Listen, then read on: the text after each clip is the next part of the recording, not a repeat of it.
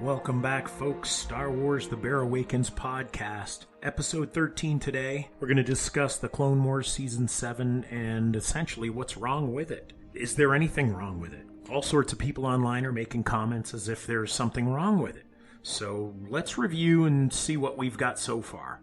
We start out with the Clone Wars bringing us into the Bad Batch clones. These genetically challenged clones with specific gifts kind of introduce themselves to the regular clone army, as they call the regs. These are just typical clones with hypersensitive skills, slightly genetically altered. Maybe on purpose, maybe accidental. There's a geek named Tech, a sharpshooter special weapons guy named Crosshair, a big goofy aggressive fighter with insane strength named Wrecker, sort of kind of like the Ben Grimm of the Fantastic Four or the Hulk, just somebody that wants to smash and not worry about the other stuff. And their clone Sergeant Hunter, who is kind of similar to what I say is the Jedi Quinlan Voss. Kind of like the same personality, the same hand-to-hand combat and ability to track people. Now these guys are showing Rex and the boys how to actually get things done by using any means possible, and that they really don't answer to anyone, which kind of gives Rex a kind of, like tilting the head like a dog going, what the heck is this all about? But in fact, he ends up gaining a lot of knowledge from these guys. We get to see how creative they are and how off the record their actions can be. But we also see how Rex begins to understand how things can be if he learns to change the way he approaches combat. I'm not saying that he's going to drift off into the Bad Batch methods, but he actually opens up a little bit in this mini-series inside Season 7. We get to see the return of Echo as he was captured and used against the clones for his knowledge of how the clones operate during battles. They basically tagged him up into some machinery and some computer technology and drew information from his brain, because him and Rex both together created battle strategies, war strategies. And so when Rex was trying to give ideas as to how to attack, Echo already knew what the next possible step would be to contradict that attack. The Separatists were plugging Echo into this machine to be able to draw from his brain. Now, after we got through that little moment, we also saw Echo trying to convince everyone that he was kind of back to normal, but he also decides that being part of the Bad Batch is more important to him than becoming a regular clone like he used to be, because he knows he's not regular anymore. So he kind of hangs out with the Bad Batch. Then it's off to Ahsoka. Yep.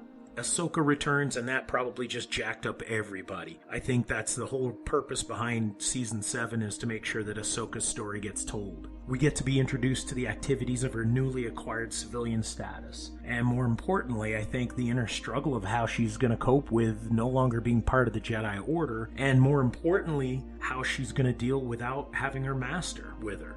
And in my opinion, it kind of appears in that first scene when we see Ahsoka taking off on Coruscant. It appears as though she was headed into the depths of Coruscant to find Ventress. I mean, what else would she be going down into the depths of Coruscant for? I mean, if she really wanted to get away from the Jedi and all of this, she'd have probably left the planet.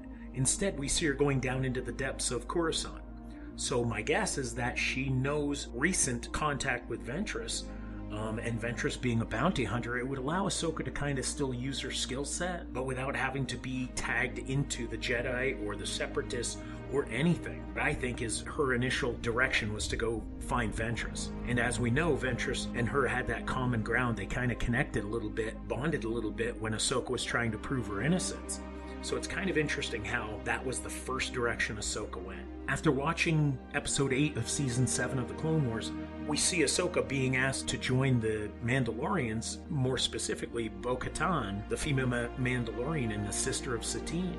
From the previews and the teaser trailer, we know where this is going to lead. We also see a touch of Darth Maul and his introduction into the Crimson Dawn crime syndicate. So we kind of can put all of these seasons together and especially add on to the Solo movie and how Crimson Dawn was connected directly with Darth Maul. So it's going to be rolling all of this together. And we most likely will get to have all that action that folks are asking for.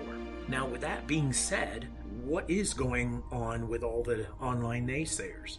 I've seen the words like it's boring, it's slow, not really going anywhere, and many others are just kind of hating on the Martinez sisters. What I want to make clear is really simple. The writers and the people in charge of the Clone Wars are telling us a story first. That's what this is all about. It's not just about action and is this good, is that good? I mean, come on, Jar Jar Binks, not a lot of people liked him. The Ewoks, nobody really liked them, but they played a part in the story behind Star Wars, and that's what's happening right now. In our spoiled ways, we all seem to want everything quick and battles and lightsaber action and more battles and more action. We forget that when we were watching the original airing of the Clone Wars, that we had 30 minutes in a week to catch an episode.